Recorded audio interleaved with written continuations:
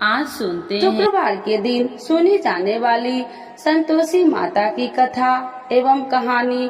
तो एक बार बोलिए प्रेम से संतोषी माता की जय, भगवती माता की जय। संतोषी माता की व्रत कथा।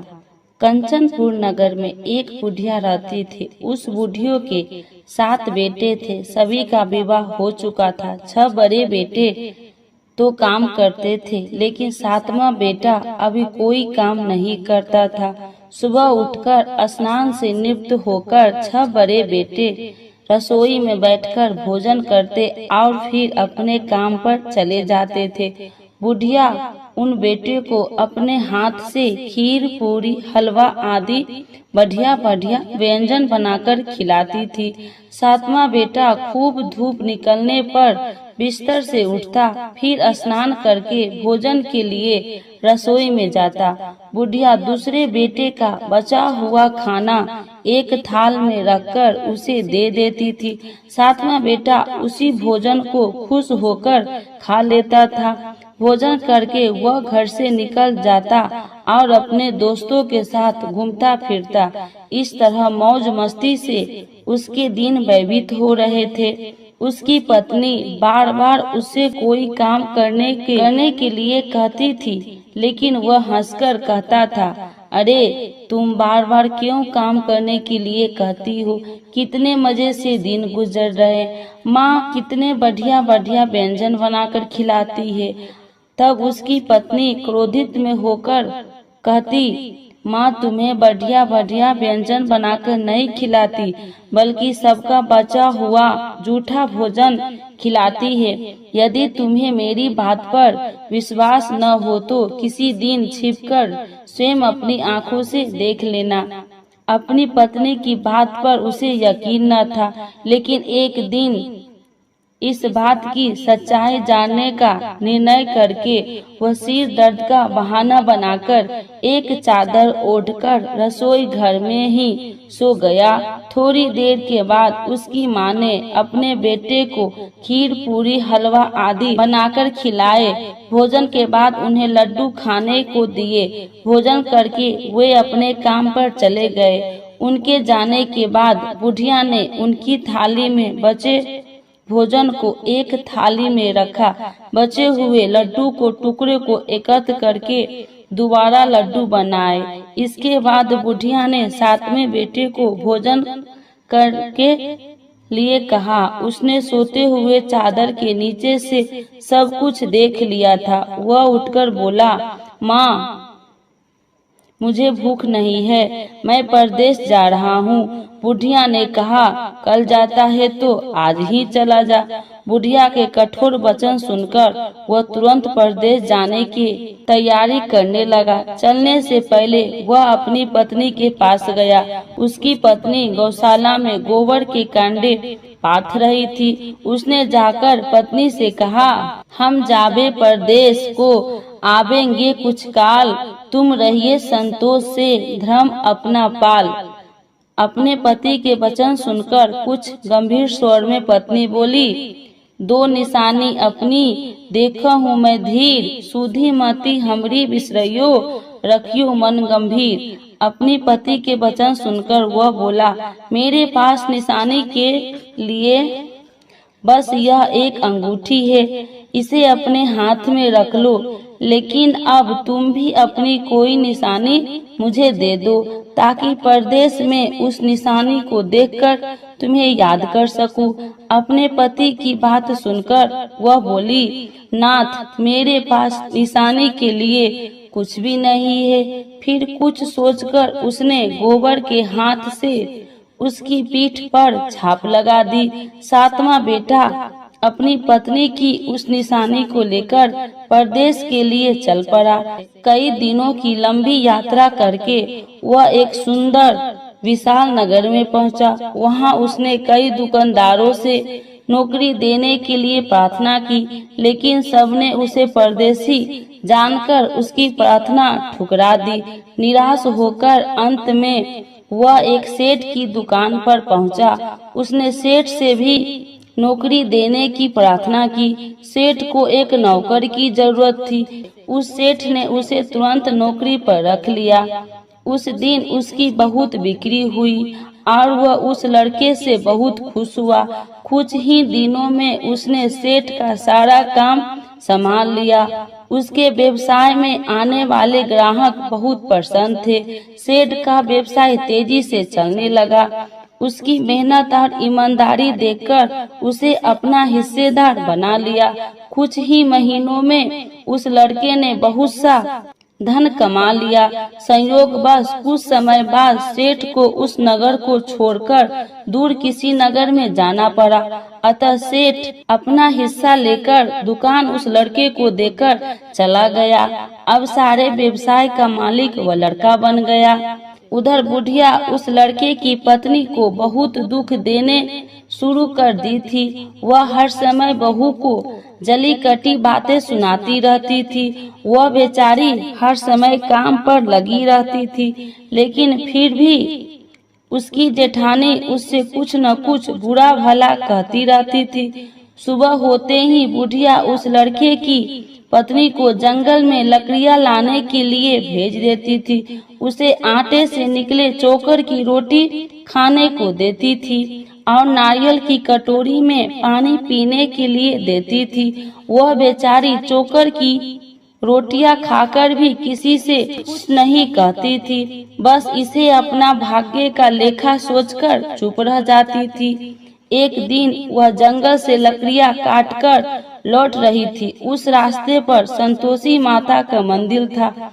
उस मंदिर के पास लकड़ियां का गठरा जमीन पर रख वह कुछ देर आराम करने के लिए रुकी। मंदिर में उसने बहुत सी स्त्री को पूजा करते देखा तो उसने पूछा, आप सब किसकी पूजा कर रही है? इस पूजा के करने से क्या पुण्य मिलता है? एक स्त्री ने उसे बताया, हम सब संतोषी माता का व्रत करके उनकी पूजा कर रहे हैं। संतोषी माता की पूजा करने से धन संपत्ति में भंडार भरता है, निडरता दूर होती है, परिवार में सभी सुख शांति से रहते हैं, लड़कियों का शीघ्र विवाह होता है और उन्हें स्वयं वर मिलता है, व्यवसाय में लाभ होता है, निसंतानों के घर में संतान होती है, पति अगर परदेश गया हो तो संतोषी माता की अनुकंपा से शीघ्र घर लौटता है, न्यायालय में कोई मुकदमा चल रहा हो तो उसमें जीत होती है, धन संपत्ति में बढ़ोतरी होती है, पारिवारिक कलेश नष्ट होती है, व्रत करने वाले स्त्री पुरुष को संतोष मिलता है, सभी मनोकामनाएं पूर्ण होती है। स्त्री से संतोषी माता के व्रत के बारे में इतना सुनकर उसने व्रत करने की विधि भी पूछी। तब एक बूढ़ी स्त्री ने उसे बताया, संतोषी माता के व्रत करने के गुड़ और चने का प्रसाद बांटकर स्वयं भी प्रसाद ग्रहण करना, कभी नहीं भूलना। संतोषी माता गुड़ और चने से की गई पूजा से प्रसन्न होती है। संतोषी माता का व्रत शुक्रवार को ही किया जाता है। शुक्रवार को सूर्योदय से पहले उठकर स्नान से निवृत्त होकर संतोषी माता के मंदिर में जाकर पूजा करके व्रत कथा सुननी चाहिए। मंदिर में न जा सके तो घर के किसी कमरे में संतोषी माता का मूर्ति या चित्र रखकर छोटा सा मंदिर बनाकर पूजा करनी चाहिए। व्रत करने वाले व्यक्ति को उस दिन कोई भी खट्टा चीज या खट्टा फल नहीं खाना चाहिए। घर में भी किसी को खट्टी चीज नहीं खानी चाहिए। संतोषी माता के व्रत के बारे में सभी बातें पूछकर सातवें बेटे की बहू ने मन में निश्चय किया कि आज सारी लकड़ियां बेचकर गुड़ और चने खरीदकर आने वाले शुक्रवार को संतोषी माता का पूजा अवश्य करूंगी। उसी दिन उसने लकड़ियां बेचकर गुड़ और चने खरीदे। शुक्रवार को सूर्योदय से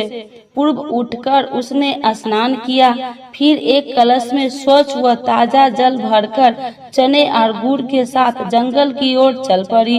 रास्ते में संतोषी माता के मंदिर में जाकर उसने संतोषी माता का विधिवत पूजा की और व्रत कथा सुनी। फिर संतोषी माता के चरणों में सिर रखकर प्रार्थना की, हे माता मेरे कष्ट दूर करो, मैं हमेशा तुम्हारी पूजा करूंगी। मेरा पति परदेश से सकुशल लौट आए। संतोषी माता का स्मरण करते हुए उसने आसपास वाले को गुड़ और चने का प्रसाद बांटकर थोड़ा सा प्रसाद स्वयं भी ग्रहण किया। इस प्रकार सातवें बेटे की बहू ने हर शुक्रवार को संतोषी माता का विधिवत व्रत करना आरंभ कर दिया। दूसरे शुक्रवार को उसने व्रत किया तो उसके पास पति का पत्र आ गया। तीसरे शुक्रवार को पति का भेजा हुआ रुपया आ गया। इस पर घर के लोग उससे ईर्ष्या करने लगे।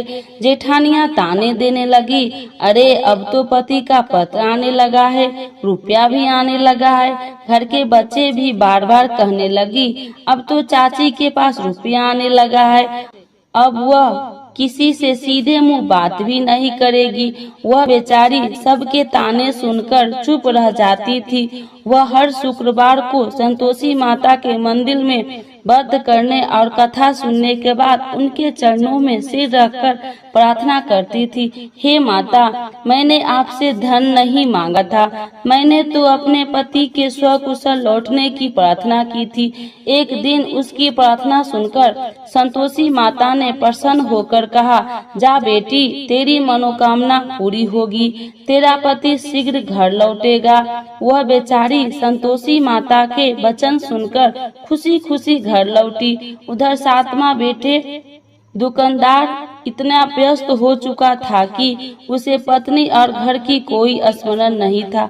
दुकान के काम से उसे फुर्सत ही नहीं मिलती थी। संतोषी माता उस बेटे को इतनी व्यवस्था देखकर बहुत परेशान हुई। तब बहुत सोचकर संतोषी माता ने उस बेटे को स्वप्न में दर्शन देकर कहा, धानी साहूकार सो रहा है या जाग रहा है? वह बोला, हे माता मैं जाग नहीं रहा हूँ और सो भी नहीं रहा हूँ, आप मेरे लिए आज्ञा करें। संतोषी माता ने कहा, तूने परदेश में आकर इतना धन कमाया पर क्या तुझे अपनी पत्नी का कुछ भी स्मरण नहीं है? उसने कहा, हे माता मुझे अपने पत्नी का तो स्मरण है, लेकिन इस दुकान से कहीं जाने का मुझे अवकाश नहीं मिलता।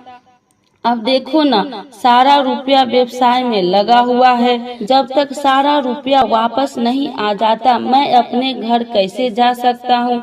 संतोषी माता ने कहा, कल सुबह उठकर संतोषी माता का नाम लेकर मंदिर में घी का दीपक जलाकर पूजा करना और फिर दुकान पर जाकर संतोषी माता का नाम का दीपक जलाकर प्रणाम करके काम शुरू करना। शाम होते होते उधार दिया धन लौट आएगा। इतना कहकर संतोषी माता उसके स्वप्न से अंतर्ध्यान हो गई। सुबह उठकर उसने अपने मित्र से स्वप्न की बात कही तो वे सब उसका मजाक उड़ाने लगा, लेकिन उसका मन नहीं माना। उसने संतोषी माता पर पूरा विश्वास करके मंदिर में जाकर घी का दीपक जलाकर, दुकान पर भी दीपक जलाकर संतोषी माता का स्मरण करके काम शुरू किया। उस दिन संतोषी माता का अनुकंपा से सचमुच चमत्कार हो गया। उधार सामान ले गए लोग जल्दी जल्दी रुपया लौटाने आने लगे। देखते ही देखते रुपये का ढेर हो गया। शाम तक सारा धन लौट आया। दुकान का सारा सामान हाथों हाथ बिक गया। अब संतोषी माता को नमस्कार करके वो अपने घर लौटने की तैयारी करने लगा। उधर सातवें बेटे की पत्नी प्रतिदिन की तरह जंगल से लकड़ियां काटकर घर की ओर लौट रही थी। लकड़ियां का बोझ अधिक होने के कारण उसने मंदिर के पास गठरा उतारकर संतोषी माता के चबूतरे पर बैठकर थोड़ा सा विश्राम किया। तभी उसे दूर से धूल उड़ती दिखाई दी। उसने संतोषी माता से पूछा, हे माता आज यह धूल कैसी उड़ रही है? माँ ने प्रसन्न होते हुए कहा, आज तुझे तेरी पूजा का फल मिलेगा। तेरा पति परदेश से लौट रहा है, यह धूल उसके लौटने से उड़ रही है। अब तू इन लकड़ियों के 3 हिस्से कर, एक हिस्से नदी के किनारे रख, दूसरा हिस्सा मंदिर में रख और तीसरे हिस्से को सिर पर रखकर घर ले जा। तेरा पति लकड़ियाँ देखकर रुकेगा, लकड़ियाँ जलाकर भोजन बनाकर खाएगा और फिर घर जाएगा। तू घर पहुंचकर लकड़ियाँ का गठरा आंगन में डालकर कहना, सासू जी लकड़ियाँ का गठरा ले आई हूँ, चोकर की रोटियां और नारियल की कटोरी में पानी दे दो। फिर पूछना, आज घर में कौन मेहमान आया है। संतोषी माता की बात सुनकर वह खुश होती हुई घर की ओर चल पड़ी। कुछ देर बाद उसका पति वहां पहुंचा और लकड़ियाँ का ढेर देखकर उसने भोजन बनाकर खाया। फिर कुछ देर विश्राम करके वह घर पहुंचा। उधर बहू ने लकड़ियाँ का गठरा जमीन पर डालते हुए जोर से आवाज लगाई, सासू जी लकड़ियाँ ले लो, चोकर की रोटियां दे दो, नारियल की कटोरी में पानी दे दो, आज घर में कौन मेहमान आया है। यह सुनकर उसकी बुढ़िया सास बोली, बहू ऐसा क्यों कहती हो, तेरा पति ही तो परदेश से आया है। नहा धोकर मीठी खीर खा, नए कपड़े पहनकर पति के पास बैठ। उसके पति ने कमरे की खिड़की से सब कुछ देखा और सुना। उसने कमरे से बाहर आकर भिखारी की तरह खड़ी अपनी पत्नी को देखकर कहा, माँ यह औरत कौन है। माँ ने कहा, बेटे यह तेरी बहू है, जब से तू परदेश गया है तभी से इसने ऐसा हाल बना रखा है और सारा दिन गांव में ऐसे ही जानवरों की तरह घूमती फिरती है और घर का कोई काम नहीं करती है और नारियल की कटोरी में पानी मांग रही है। 7वां बेटा गंभीर होकर बोला, माँ मैंने इसकी सारी बातें स्वयं अपनी कानों से सुनी है। मुझे बराबर वाले दूसरे घर की ताली दे दो, मैं उसी घर में रहूंगा। बुढ़िया माँ ने उस बेटे को दूसरे घर की ताली दे दी। वह अपनी पत्नी के साथ उस घर में आनंद से रहने लगा। उसके पास धन की कोई कमी नहीं थी। घर को महल जैसा सुंदर बना लिया। अगले शुक्रवार को उसकी पत्नी ने कहा, प्राणनाथ मैं संतोषी माता का व्रत करती हूँ। संतोषी माता की अनुकंपा से ही मेरे सब काम पूरे हुए हैं। अब मैं व्रत का उद्यापन करनी चाहती हूँ। पति ने कहा, अभ्यास करो, मैं उद्यापन के लिए सब सामान एकत्र करता हूँ। बहू ने अपनी जेठानी के लड़कों को भोजन के लिए बुलाया। सभी जेठानियाँ उसकी धन और संपत्ति और वैभव से ईर्ष्या करने लगी थी। जेठानिया ने अपने बच्चे को सिखा दिया कि तुम भोजन के समय खट्टी चीजें मांगना। वे नहीं चाहती थी कि उसका उद्यापन पूरा हो। संतोषी माता की पूजा के बाद जब बच्चे को भोजन के लिए कहा गया तो सब खटाई मांगने लगा। बहू ने कहा, खटाई किसी को नहीं मिलेगा। तब सभी बच्चे उससे पैसा मांगने लगे। बहू ने उनकी बुरी भावना के बारे में कुछ जानती नहीं थी, उसके बच्चे को पैसे दे दिए। बच्चे दौड़ते हुए बाजार गए और इमली लेकर खाने लगे। बच्चे को पैसे देने और उनके इमली खाने से संतोषी माता क्रोधित हो गई। उनके प्रकोप से उसी समय राजा के सैनिक 7वां बेटे की दुकान पर पहुंच और उसे पकड़कर ले गए। भोली बहू रोने लगी। जेठानियां ताने देने लगी, अरे बेईमानी से कमाकर धन लाया था, इसीलिए राजा के सैनिक पकड़कर ले गए। अब बंदीगिरी में रहना पड़ेगा, साथ ही राजा सारा धन भी छीन लेगा। 7वें बेटे की बहू रोती हुई संतोषी माता के मंदिर गई और उनके चरणों में सिर रखकर प्रार्थना करने लगी, हे संतोषी माता, मुझसे कौन सी भूल हुई? आपने किस अपराध की इतनी बड़ी सजा दी है? संतोषी माता ने तुरंत प्रकट होकर कहा, बेटी तूने उद्यापन में बच्चे को पैसे देकर बहुत बड़ी भूल की है। उन पैसों से बच्चों ने खटाई खाकर तेरे व्रत को नष्ट किया है। बहू रोते रोते बोली, माँ मुझे क्षमा कर दो, मैं बच्चों की बातों में यह सब भूल गई थी। अब मैं दोबारा उद्यापन करूँगी, अब कोई भूल नहीं करूँगी। संतोषी माता ने कहा, जब तू दोबारा विधिवत उद्यापन करेगी तो तेरी मनोकामना अवश्य पूरी होगी। मंदिर से घर लौटते हुए रास्ते में उसे उसका पति वापस आता हुआ मिल गया। बहू ने पूछा, राजा के सैनिक आपको क्यों पकड़ कर ले गए थे? वह हंसते हुए बोला, मैंने इतना कमाया था, उसका कर टैक्स नहीं दिया था, इसीलिए राजा ने मुझे बुलाया था। अगले शुक्रवार को उद्यापन के लिए बहू ने लड़के को भोजन के लिए बुलाया। उधर जेठानिया ने पुनः अपने लड़कों को भोजन में खटाई मांगने के लिए सिखा दिया।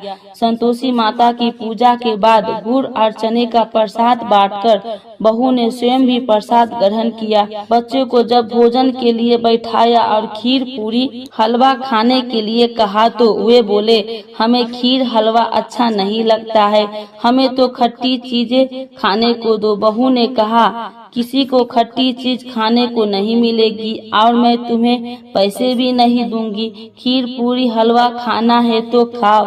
बच्चों नहीं माने तो उसने उन बच्चे को भगाकर ब्राह्मण के बच्चे को बुलाकर भोजन करवाया। दक्षिणा में उन बच्चे को मीठे फल खाने के दिए। उसके उद्यापन से संतोषी माता बहुत प्रसन्न हुई। उनकी अनुकंपा से बहुत शीघ्र ही गर्भवती हुई।